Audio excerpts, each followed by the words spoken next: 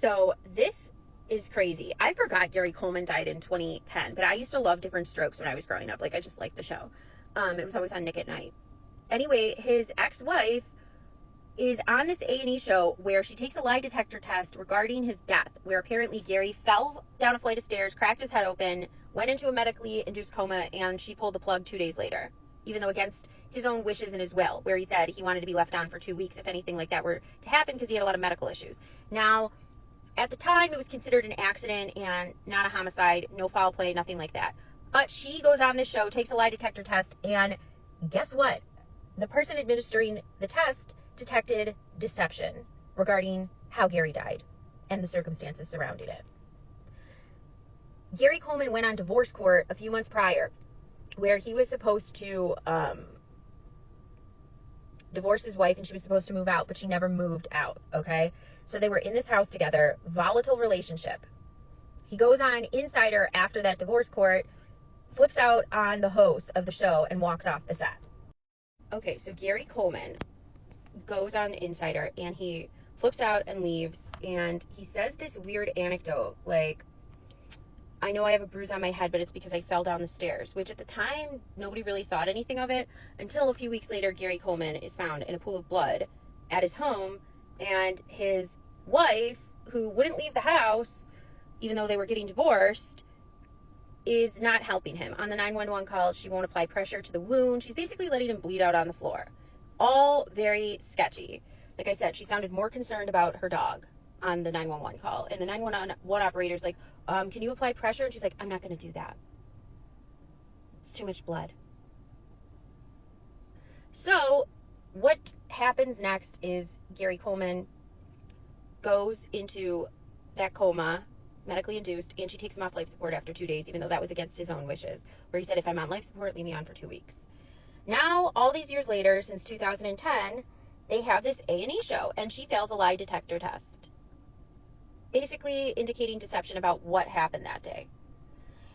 Here's what I think. I think that, first of all, the detectives should have been more skeptical of Gary fell down the stairs and got this gigantic fracture on the back of his head, which caused him such a profound wound that he was losing so much blood from his head and had to be medically put in a coma and never came out of it, right? In my opinion, the detectives should have accident reconstructed what happened and used a biomechanical engineer to figure out how much pressure and how much force needed to be applied in somebody like Gary and his physicality. Basically, how much free fall speed, how much velocity would be necessary to cause that type of injury. Kind of like what they did for John O'Keefe in the Karen Reed case, proving that he wasn't hit by her Lexus because the damage to the car was not consistent with the injuries, right? Would a trip and fall down the stairs, how much velocity would you need to cause that type of injury on the back of Gary's head to cause that type of damage? And is that consistent or inconsistent? And if it was inconsistent, is it possible if it's inconsistent, is it possible that those injuries are possible if he's pushed? Or is that still inconsistent and maybe possible blunt force trauma? Now, I think that should have been done for Gary's investigation into how he passed away back in 2010, but it wasn't done. And I don't think it could be done. Maybe if you looked at the x-rays and all the conditions, somebody can reopen this death and rule it a homicide. I'm not positive, but I'm thinking they should. After this lie detector test, I know in court those are considered inadmissible in most states, I believe. But considering she failed it, I would reopen the death of Gary Coleman and see what really happened. Have a forensic pathologist and a biomechanical engineer look at the location he supposedly took a tumble on, see if it's even possible for that to cause that kind of injury on his head, and see what happens. That's what I hope would happen in this scenario. The other thing is basically the scenario I could see happening if I had to take a wild guess based on the injury. I believe because she's obviously a lot taller than him, most people are, I think the relationship staying in that house after divorce court became extremely volatile. I think that Gary went on on Insider Edition with a bruise on his head, and I think she probably caused that since he said, oh, I fell down the stairs, it wasn't my wife, and that was like unprompted.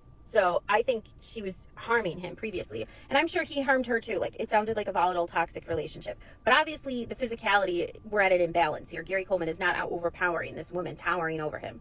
I think, in all likelihood, she either pushed him with such force that it caused that injury. So, like, literally pushed him, and he kind of, like, not even flew down the stairs, but pushed him so hard that he probably banged his head on a edged part of the stairs, and it caused his head to split open with more force from the push. Or she grabbed an object and knocked him over the head, blunt force trauma, and he collapsed, and she placed him at the bottom of the stairs, or it took place at the bottom of the stairs and he just collapsed from that blow, and she said he fell.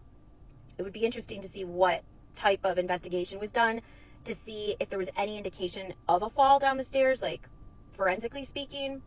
But I also think too it's possible that she clubbed him over the head and then he fell down the stairs. That's also a possibility.